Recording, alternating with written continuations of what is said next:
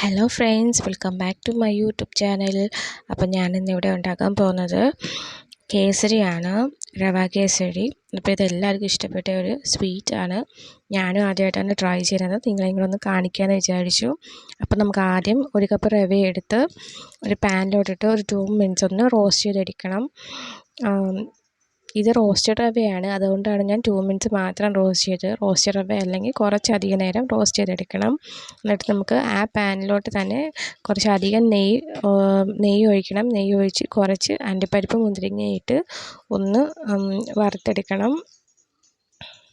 അത് വറുത്തെടുത്തതിന് ശേഷം നമുക്ക് അതൊന്ന് കോരി മാറ്റണം. കോരി മാറ്റിയിട്ട് നമുക്ക് അതേ പാനിലോട്ട് തന്നെ 1 കപ്പ് റവയ്ക്ക് 2-2.5 കപ്പ് വെള്ളം ഒഴിച്ച് നന്നായിട്ട് ഒന്ന് തിളപ്പിച്ചെടുക്കണം. ഈ സമയത്ത് തന്നെ നമുക്ക് കളറിന് വേണമെങ്കിൽ ഫുഡ് കളർ യൂസ് ചെയ്യാവുന്നതാണ്.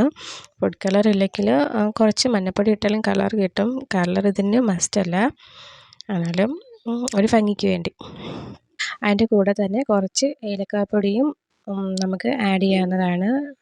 എന്നിട്ട് കുറേശ്ശെ നമുക്ക് ആ വെള്ളം തിളച്ച് വരുമ്പോൾ നമുക്ക് കുറച്ച് റവ ഇട്ട് നന്നായിട്ട് കുറേശ്ശെ ഇട്ട് നമുക്കൊന്ന് ഇളക്കി കൊടുക്കാം. കുറേശ്ശെ ഇട്ടാൽ മതി, അല്ലെങ്കിൽ മൊത്തത്തിൽ ഒട്ടിപ്പിടിക്കും.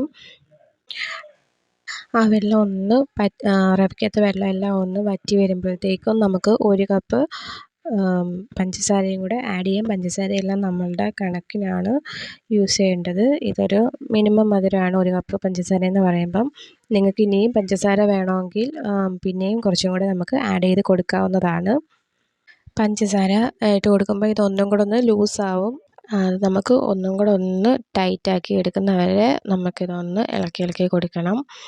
അത് കഴിഞ്ഞിട്ട് നമുക്ക് അതിനകത്തോട്ട് കുറച്ചും കൂടി നന്നായിട്ടൊന്ന് നെയ്യൊന്ന് ആഡ് ചെയ്ത് കൊടുക്കണം. ആഡ് ചെയ്ത് കൊടുത്തതിന് ശേഷം നമുക്ക് നമ്മൾ വറുത്ത് വെച്ചിരിക്കുന്ന അണ്ടിപ്പരിപ്പും മുന്തിരിങ്ങയും ഇട്ട് കൊടുക്കാം.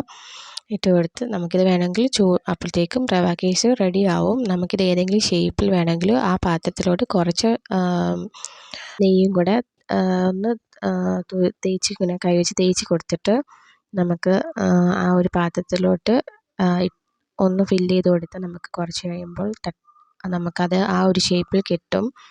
നമുക്കിത് ചൂടോടും കഴിക്കാവുന്നതാണ്. നല്ല ടേസ്റ്റാണ്.